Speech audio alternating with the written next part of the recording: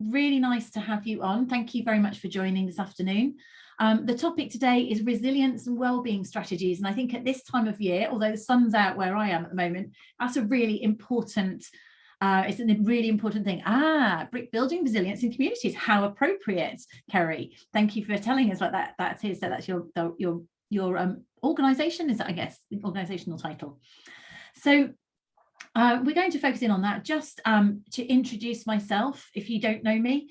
My background is a learning and development person, a people professional, and I spent many, many years in corporate learning and development roles in pharmaceutical and then engineering. I'm a chartered psychologist. I've just started doing some new learning, actually, which I'll mention later on the resilience, in terms of just trying to update my skills and knowledge there, all part of my trying to renew myself. I also run these sessions through Actus. So I'm the founder and CEO of Actus, performance talent management and learning software, which I'll just mention in a moment. You may, if I'm assuming many of you are in HR, perhaps let me know what are your roles. Tell us in the chat, are you HR, OD, or have you come on from a point of view of just an individual who's interested in this topic? So tell me what your interest is in this topic in the chat and maybe what your role is. And those of you who are in the HR sphere, which I can see a couple of you already have responded and said you are, then I host the HR Uprising podcast. So that may have other resources that are useful to you and of interest. And I have done stuff on this topic on the HR Uprising podcast. Mum of two and keen but average netball player. Those that's had to meet me a little bit just to mention what we do here at Actus, because I did these webinars for about 12 months and found out that 70% of the audience didn't actually know what we did. So I might as well mention it just in case this is something that might benefit you. So we have some software. We've been operating with that since 2009. Our software is designed to embed year-round people performance conversations. So to support better people management, ongoing conversations, development, obviously talent management. And we have also got a range of other modules now, all around things like 360 feedback. So we, in fact, I did a topic on the HR Uprising on that this week. 360 feedback, talent management, compliance, and learning management. So it's really a versatile tool. We also have some e-learning. This is something that's come in the last 12 months. So we've got our Actus Academy, which if you're a smaller business, don't want to performance management, but would like some access to some e-learning, we have that. And the other thing I do regularly is also run training, so virtual training. So we've had a really popular course called the Hybrid Manager Training, which will run virtually. I think we trained about 700 people last year on virtual people management, and our Change Superhero program. I have got dates. One of those is kicking off on the 4th of November. So if you fancied that, I think we do have some spaces. So enough of the plug. Hopefully that's also given us a chance to see, Rebecca, you're a netball player. Good for you. I don't know if you get injured as often as I do. I'm just getting through that. Getting a bit old for it, but I keep on if I can. Good to know, actually, in the chat. Anyone else have a sport? Because it's very topical for this particular subject. So what are we going to talk about here? We're going to look at what affects well-being. And I mean, this is one of those topics which is really common sense, but to take an adage from Stephen Covey, which some of this, if you're familiar with his work, some of this links into Covey's work, because I was lucky enough to train on his material in my 20s. You know, is it common practice? So this is common sense, but is it common practice? So that's really the purpose of this session. It's a bit of a wake-up call, good opportunity for us to reflect and think what it is that we do. So with that in mind, we're also going to think about how we recognise and deal with stress. I'm going to share the pressure curve, which might be something that you're familiar with. Could be a tool that's quite useful to you to introduce into your organisations, because I can see a number of you are supporting others. Practical resilience strategies, the importance of taking responsibility and control, and how we can create a safe and happy workplace for all. As ever, I'll go through it probably, so I'll try not to speak too quickly, but I'll go through it at a pace, try and keep it quite pacey, but it'll probably take about half an hour as well. Korfball, Jess. Korfball. I don't know what korfball is. I think I've heard of it. And do you play it in the UK, or is that abroad? I'll have to keep an eye on the chat for that. Aqua aerobics, very impressive. Okay, as we kick off, we've got some quite nice chat going on here. So people are, it is a Dutch sport, is it? Got you. If I played in the UK, I'll have to look into that. So my first poll, just to get a bit of a warm up, and it's anonymous, so you can be totally honest. Let's get a temperature check. How are you actually feeling at the moment? in terms of this? How are you feeling about life in general? Winter, just, you know, work, any of those things. If you're going to give yourself a temperature check, let's see how you are feeling right now. Let's get the general temperature check for all of us. Like I say, I can't see who's saying what, it's anonymous, but it's just more interesting for us to get a pattern. And actually sometimes it's really helpful just to know you're not alone. You're feeling you know, not so good or a bit up and down. So 74% have participated. You can just quickly participate in the poll for the last few people. I'll do a little countdown so I can share it. So 85%. I'll just go 3, I'll go 5, 4, 3, 2, 1, and then I'm going to share. We got 90%, 88%. Here we go. So you've got a classic bell curve on its side, pretty much. So more people are feeling pretty good, and a few people, lucky people, are feeling great. 45% of people are feeling up and down. How interesting. I wonder, is that to do with it being autumn and the whole kind of possible seasonal affective thing, or is it to do with work, or just being a bit exhausted from that for the last few months? Interested if anyone was happy to say why they feel the way they do in the chat, as to what that is. Some people saying feeling a bit fed up, and some people are feeling not good. I'm really sorry to hear that, and let's hope that maybe there might be just a few little tips that might be able to nudge you into feeling a little bit better, or reaching out for help if you need it. So I'm going to keep an eye on there, and as I'm seeing some comments there, so it's work related, so we have to think about what can we do about some of those situations in here. So we have just done this. Resilience, well-being and mental health. What do we mean by that? Well, why are we even talking about it? I think the key here is well done for showing up here, right? If you are feeling a bit blue, it's really easy not to do anything about it. And so those of you who are feeling a bit fed up or a bit up and down, you're taking the first step by actually engaging with something that might help you to feel a bit better, or it might be helping you to be able to help others feel better. And hopefully it feels better. Sarah, sweaty vetoes.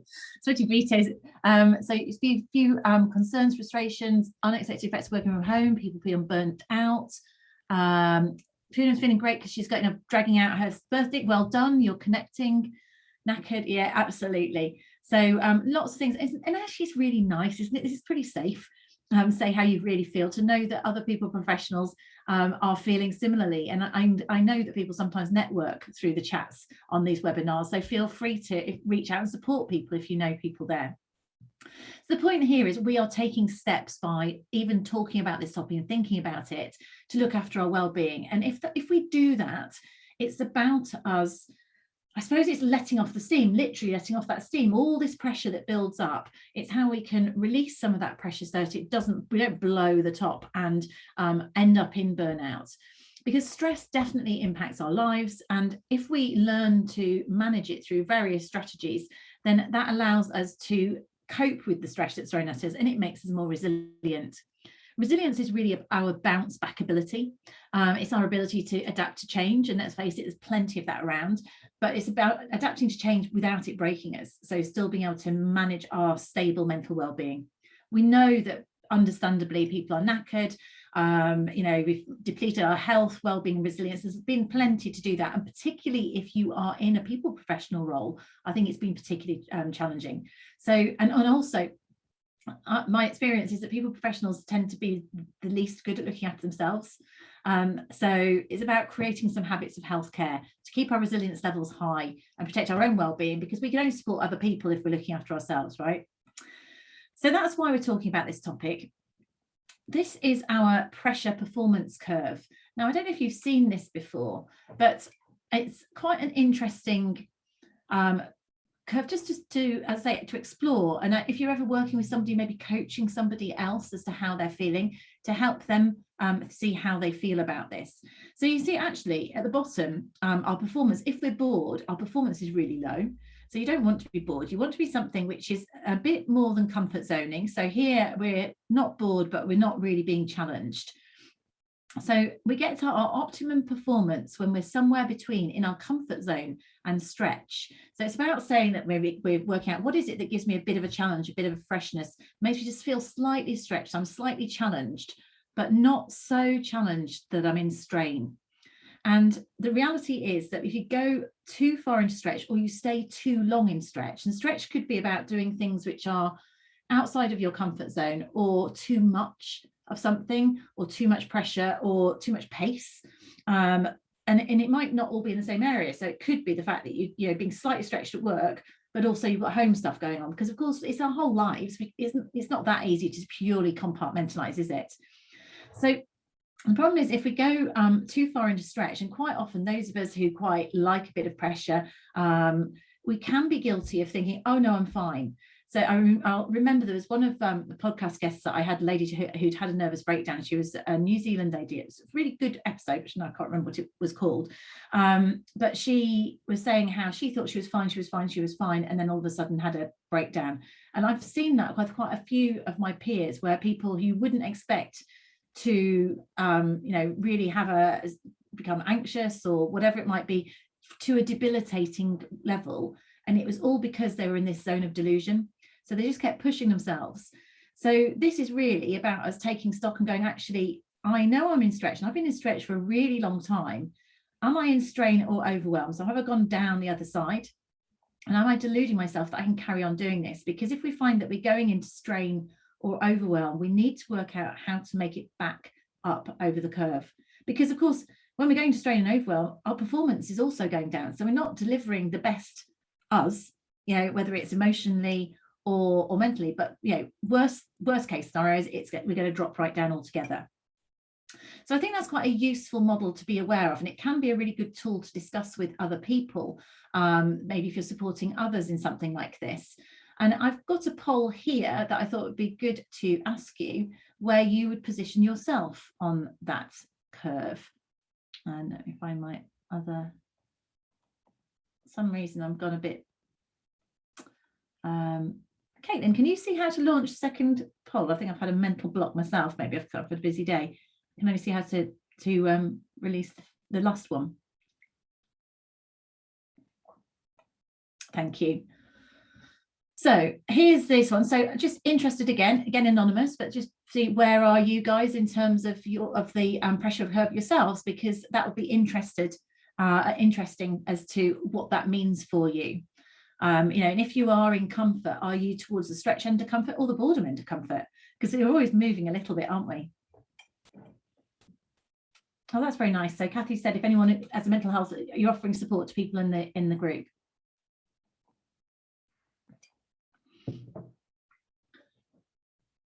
Yeah, so this whole thing that is interesting, Kirsty, about the sort of that all, when we look at the quadrants, you're missing out on the social contact, I think, aren't you?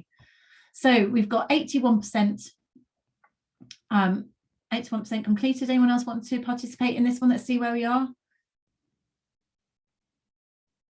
Interesting. Okay.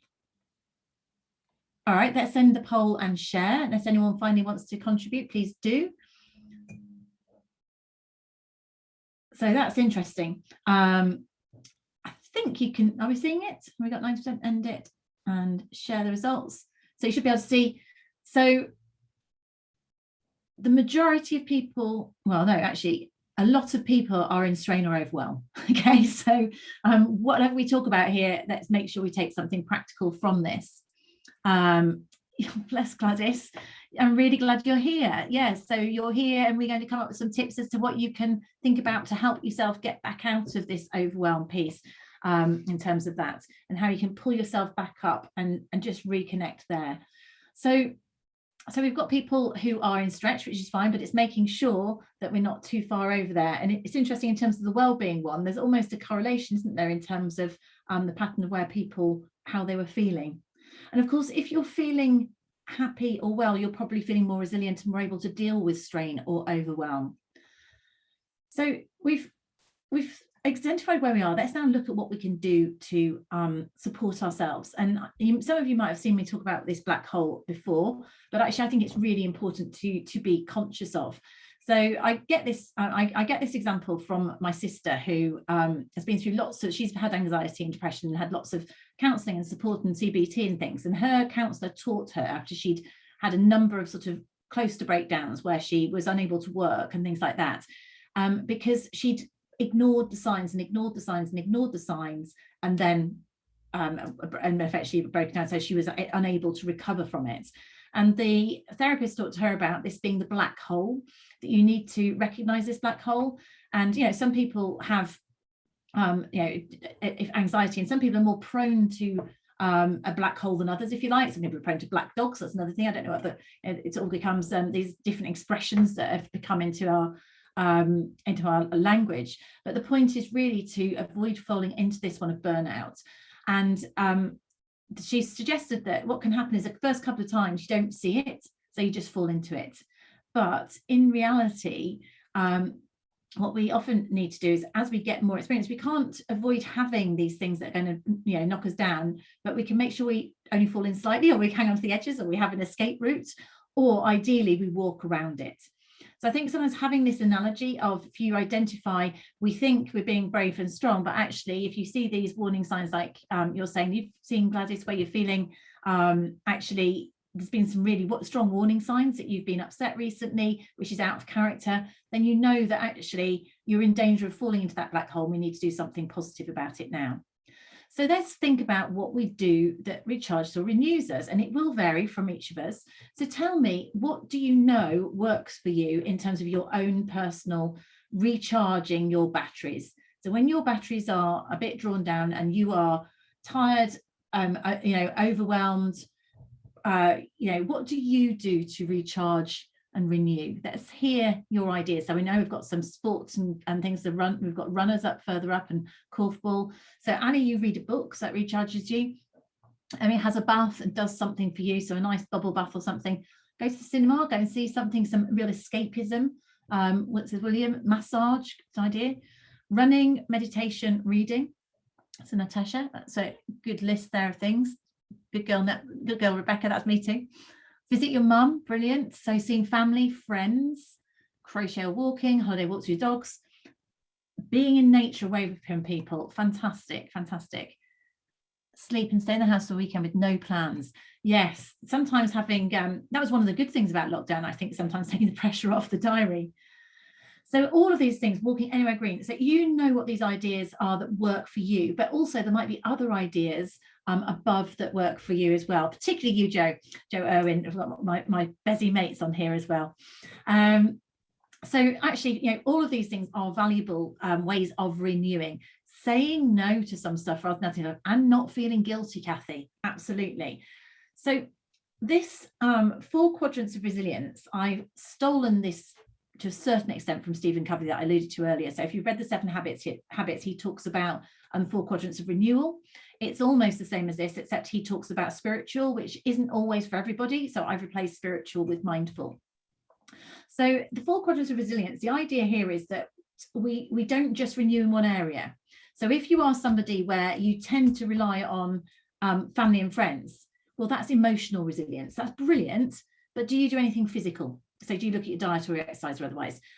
Maybe somebody, you go out and you're in nature, but do you also spend time talking to friends or learning something? So really what we're talking about is, let's not just go to our default. My challenge is, how can we renew in more areas than one? Because that is going to, by default, make us more resilient if we focus on scheduling in more aspects of renewal in terms of prioritizing ourselves. So I'm going to put a poll up in the background here. Actually, maybe Caitlin, you can do that one. It's actually the bottom one I added in last, the renewal one, which will ask you which you think is your strongest and your least strong. But I'm going to go through each one of them in turn on the screen at the same time, so I can explain more clearly what I mean by them. So in terms of our 4 quadrants of resilience, if you think about your physical well-being, it's fundamentally, it's our diet, sleep, and exercise in terms of this. So if we were to think about how we're doing, so in fact, how is everybody sleeping, or how is your sleep affected when you are stressed? Are you someone that sleeps more, or do you find you sleep less? Personally, I know when I'm stressed and I wake up at midnight and I cannot go back to sleep. So I have that wired thing. Some people can't get to sleep. Struggle to stay asleep. That's what I have, Nicola. Now, of course, so that's often one of those things that comes out, and a lot of it, the sleep gives us away if we're stressed. But sometimes what we forget is that other things can cause the sleep. It's all a bit interwoven. So if you oversleep to avoid, you don't want to get up, you're not motivated to get up. You are lucky, Ali. But maybe you do the other things which maybe helps you, because I know you probably know this, but let's just be really clear. Your diet directly affects your sleep, directly. So if you're eating healthily and well, and you're getting a well-balanced diet, that will support your sleep. There are certain minerals that lack of them makes you less likely to sleep well, magnesium being one of them. So if you are somebody who wakes up in the middle of the night, magnesium makes a difference. B vitamins make a difference. Then, of course, you can link into diet. The things that you might have in your diet which will deplete those things and also affect your sleep is alcohol. So lots of us would turn to booze to maybe unwind if we're feeling stressed. But in actual fact, that can end up depleting our B vitamins and waking us up in the middle of the night, making us feel agitated. So our diet plays a great part in our sleep. If we exercise, we also tend to sleep better. And obviously you can't exercise and drink wine, as far as I've tried, but no, it's not really possible. But you exercise and sleep, those relate as well. So, but of course, if our sleep isn't good, then we feel less good. We're less resilient. Fundamentally, tiredness, I mean, there is a reason it's used as torture. Tiredness is something that will make us less resilient. So it's about solving it. The one thing I would say is we shouldn't worry too much about sleeping either. There is a school of thought that says we worry too much about not sleeping well enough, which isn't a good thing either. But in terms of your physical well-being, actually, we have got one there. Of these, if you were to look at which of these you might want to initiate to improve, which one would you choose to do more about of this list? Let's have a look. So diet, sleep and exercise. First practical thing you can do, which one do you could do more about today, whether it's drink more water, eat more vegetables, not drink tonight, do some exercise, go to bed earlier, have a warm bath. There are things that also help you go to sleep at night, aren't there, in terms of those? You can't sleep at your bedtime, you sleep later, but then you sleep, you're over sleep, end up super late. So Gladys, your thing is maybe about trying to really wind down earlier. So isn't it, it's again things you know about, but what do you guys do when you can't go to sleep? I certainly have a hot bath, because the thing about dropping your temperature down helps you to go to sleep. You can do things like lavender. You can not be on your phone, guilty, because the whole blue light thing. Lots and lots of those. They absolutely. So it does support the other two, Glenn, doesn't it? But the other two can negatively affect it. So they're so synergistic. Okay, so last, I'll just, before I share the poll, let's see which one's come up as the strongest one that you guys would want to do something about. Let's share the results. What could you do more about today? Diet. Okay, so diet is the top one, and exercise and sleep. So you can all eat a bit better or less badly. Go and have something nutritious for our afternoon snack, or otherwise. Any other tips for Gladys for getting to sleep? Pop those in the chat for her. So that's something you can do more about right now. But also, while I go through the rest of these, let's find out which of the quadrants you are more likely to be able to do more or less about. So I'll also launch in the background which quadrant is your strongest or less strong quadrant. So we talked about physical. We've all said we can do something about this, and we can all do something in each of these. Emotional well-being. Well, have you come across the term radiators and drains? And the question I say to you is, are you surrounding yourself with people who are radiators, who give off positive energy, or drains, people who really sort of, you come away from it and you feel exhausted? Now, the reality is, in your work life, and to a certain extent in your family life, you're surrounded by the people you're surrounded by. But to what degree do we let ourselves, be dominated by that? Do you schedule time in? Some of you said that you recharge by spending time with family or friends or your mum. Do you make sure that you've got some time scheduled in with those people that make you laugh? The people that you really value, that re-energize you?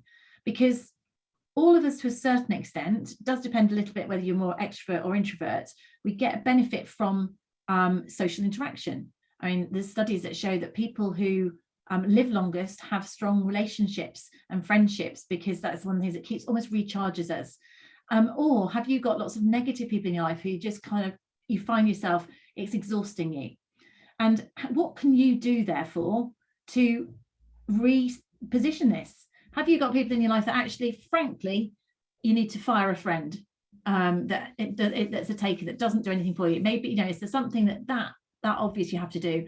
Or do you just need to get some time scheduled in by those people that you know makes you feel good? Get that diary organized to go out and have some good belly laughs with people who recharge you. So think about, are you surrounding yourself with radiators and drains? Do you feel that you're being the person who is being negative? That's the other thing, is sometimes if we're surrounded by people who are quite negative, we end up getting into sessions where we're focusing on the negative, and you just feel that it's not been a constructive conversation. So taking yourself away from that side of things and recharging yourself with those that are radiators is a really good top tip there, to do things about this. In terms of your mental well-being, well, those of you who choose to maybe read a book, maybe learn something. Over lockdown, I learnt to play the piano kind of again. I wouldn't say I was ever good, and I'm not particularly good now, but I used an app and was doing that. And that was good because it was mental stimulation. I realized just recently that I was getting quite, I was getting quite bored, actually, although there's lots of things I just felt I needed something else to learn, because I actually realized I quite like learning. So I've just taken up a course on hypnosis and CBT to get that, which is really exciting, to be learning something again. And I think that's actually recharged me a bit. I didn't realize that I needed that until I've done it. So is there something, I know we're all really busy, but is there something that we could learn in some way that would interest or excite you? Kathy, I'm not quite sure how to respond to the Dyson statement there. So mental well-being. So are we recharging there? So are we reading things? For example, also, are you filling your mind with, you know, we go through the phone, don't you? How easy is it to scroll through lots of social media, repetitive stuff, or quite negative stuff that might come through the papers and stuff like that? That's negative, kind of talking about people, and less. Or could we listen to a TED talk or something which is actually quite, or a podcast or a book? Listen to an audio book, you know, go for a walk and listen to an audio book. You're ticking 2 quadrants at the same time, aren't you? So just thinking about how we can also trigger that. And then our mindful or spiritual well-being. So if you have a religious, if you're particularly religious, then brilliant. Then actually practicing your religion is something that can be really, really recharging, and it almost also might link with emotional, because it might be a community there.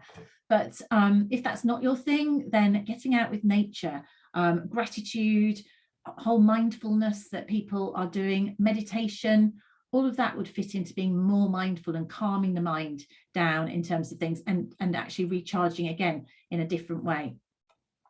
So thinking also, how can I be more mindful, or thinking about our spiritual well-being? It could be, actually, I noticed I saying journaling. Journaling does help your brain download, but that can be quite good for a spiritual type thing, in terms of being mindful, thinking about what you want from life, making sure that what you're doing is purposeful, thinking about what your values are. So that sort of thing is what I'm talking about being mindful, making sure that what you're doing, you're in the right place, and you're doing the things that you feel you should be doing. So those are our 4 quadrants. Before I go into a few other things, let's see where we've got to on them. 92% have contributed. Let me end and share. Let's see what the general pattern is in terms of where we are. So overall, emotional is the strongest one, followed by mental, and then mindful and physical. Then the one that needs more work is physical.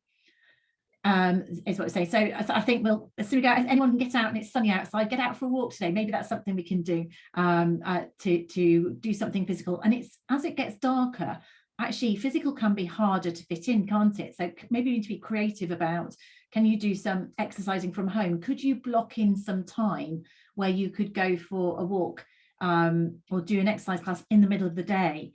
I don't know, while it's light, because one of the things is, as the days draw in, I think it is harder to exercise outside, certainly. Is there a team sport? It doesn't have to be outside, of course. Is there a class that you can join up to? So have a think about what you could do. Absolutely, a walking commute, Lily, that's a good idea when working from home. Really, really good idea. Just getting outside, away from your desk, because actually working from home can be really detrimental to your physical well-being, bizarrely. I think because you don't realise, if you commute somewhere, how much you're actually walking, by accident, if you like. So some other sort of final points, which is really about our sort of mindset that makes a difference.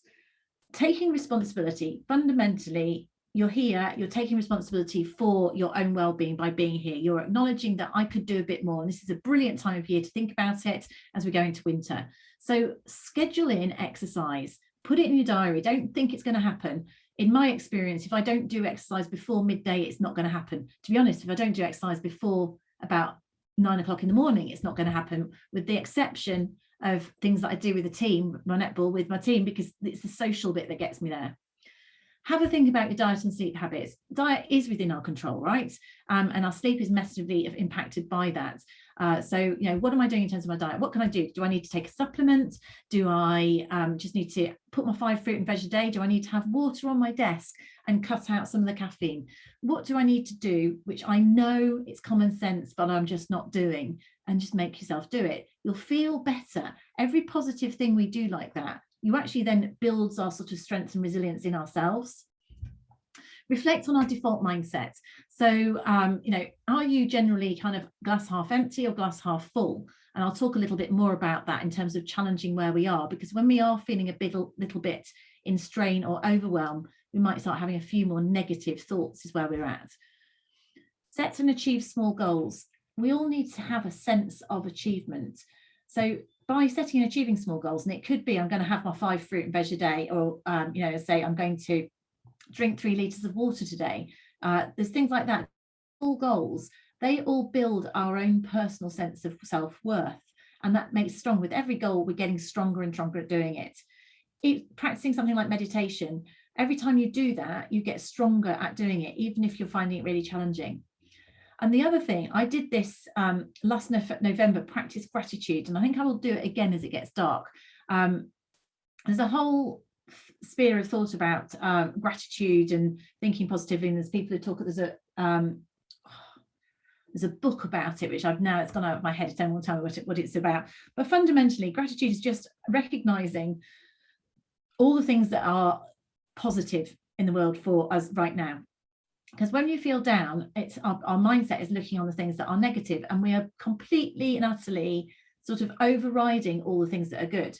So this particular activity, every day I was going on a walk, I was listening to this lady who's going through this particular book, which is about practicing gratitude.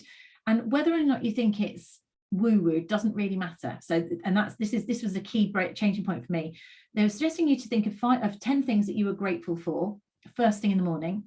And when you think of these 10 things you're grateful for, it's not just go, oh, I'm grateful for my family, I'm grateful for my house, I'm grateful.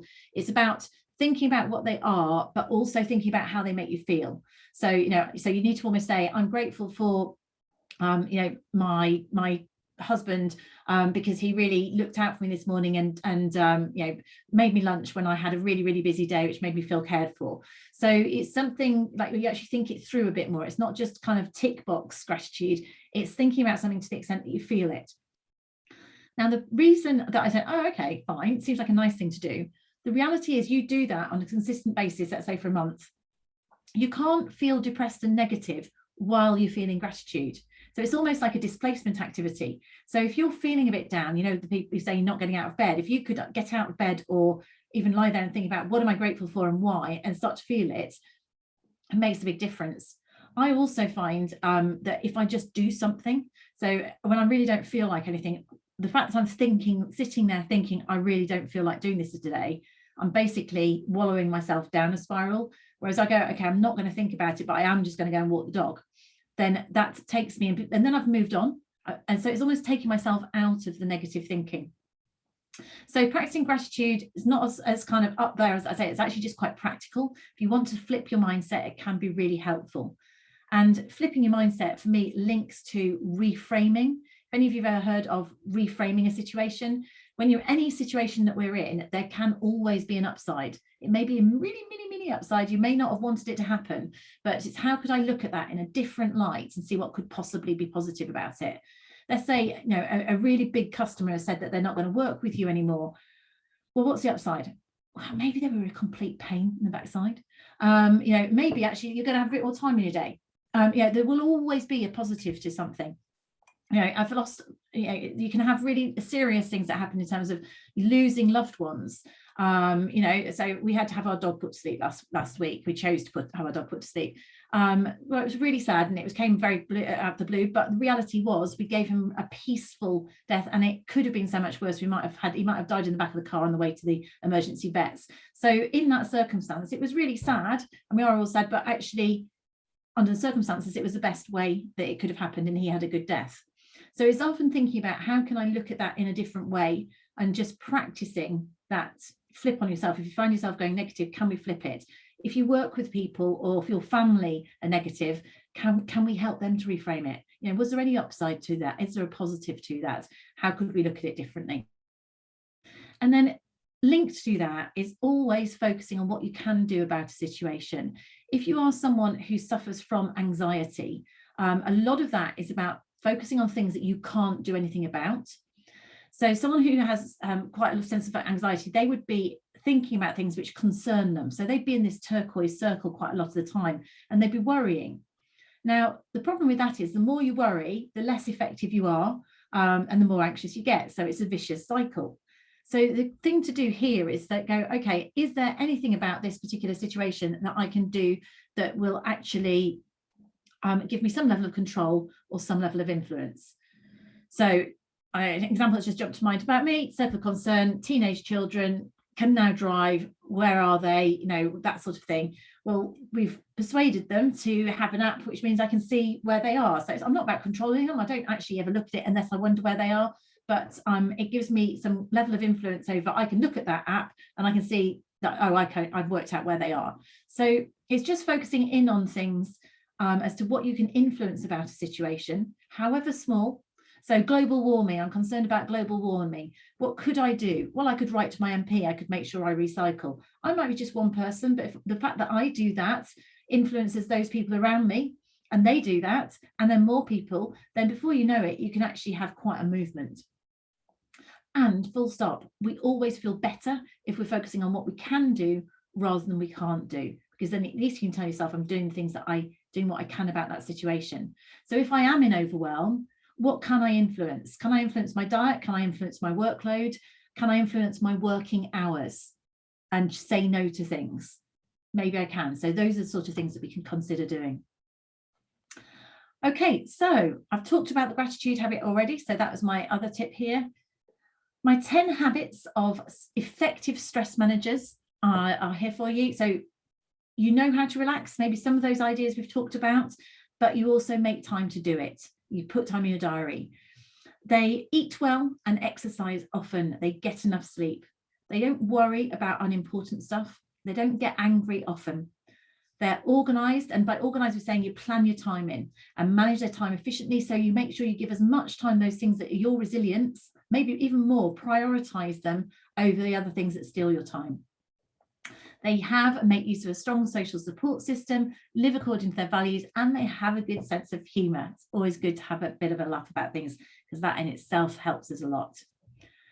And if you want to encourage resilience in your people, then these are my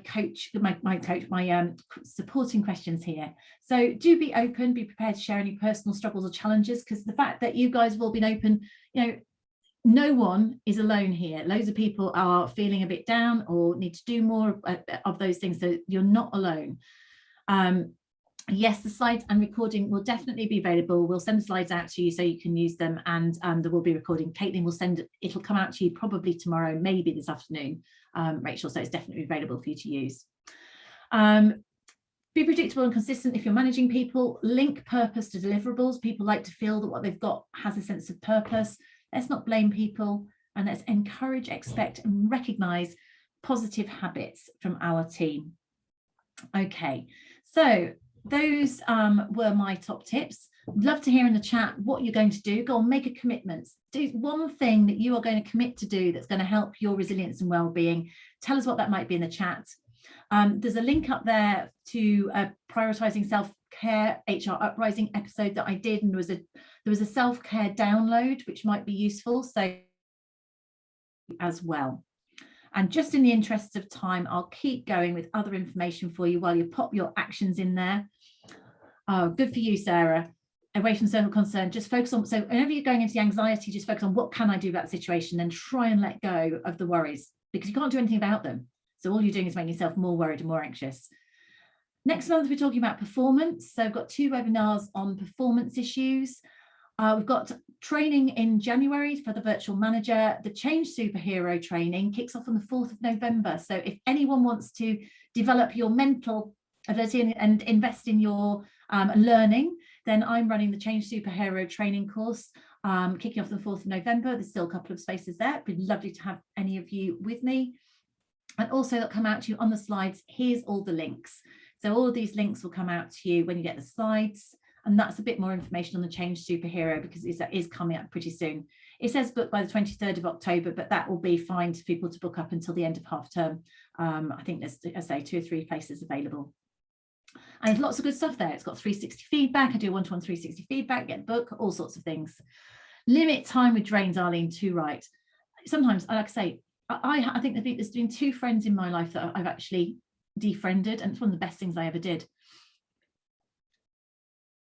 Eat healthier, definitely. Spend some time working out what helps reduce stress, and spend some time doing those things. Rachel, do it, do it, do it, do it. I think we might have, we've got a final survey or anything to pop up. Caitlin, can you pop up any other polls or anything that we need? Gladys, do that. I really hope this has helped you, and reach out to me or to others for support. Carry on practicing your gratitude. Protect some time. It did sound like you need to take a bit of a break and do some really good stuff. If there is anyone who wants to know about the Change Superhero, Caitlin's popped up a poll slide there. If anyone does want that, it just means we can come back to you and chat to you. And increase your food. You eat less when stressed, and you've not got enough energy. Make sure you just think about really good stuff. Could you make yourself a smoothie? Really like nourish yourself if you're feeling that way, Gladys. Thanks everybody for getting so active. If you're still there, Lorinda, what are you going to do specifically? Eat healthier. What specifically will you do? That's good. Rebecca Records on 5 portions of fruit and veg each day. And if we're working from home, how can we just make it easy for ourselves? Can we cut up? I mean, let's face it, I fancy chocolate cake now, but if I had crudités or dried fruit or something in the fridge, I guess it would do the trick. Yeah, too many people skipping meals, which doesn't help. Review diet. Glenn, if you're still here, I don't know. I'm not connected to it, but I've just bought these supplements to do with mental health. This is called Heights, which are all about giving the right supplement for sleep, for mind stuff. So I sort of decided I needed to take it seriously. I've got dementia in my family, so there's things there. Thank you so much, everyone, for joining. I'll stay on if anyone's got any additional questions or otherwise, and then we'll feel free to drop off. Joe, by all means, stay on. Let me see if anyone else has got any personal questions or anything that they want to ask. Then I'll happily stay on the call. You've got my contact details anyway. I genuinely would like to reach out to anyone who and support anyone who is having a hard time.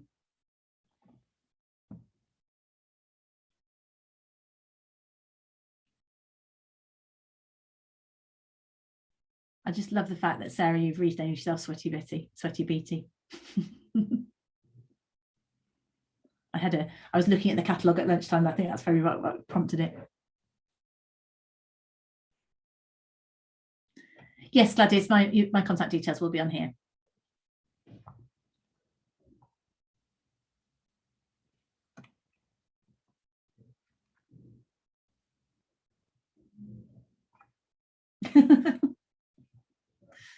Well, at least if you go and invest in some really nice workout kit, then it makes you feel good about doing your exercise, right? That's the thing.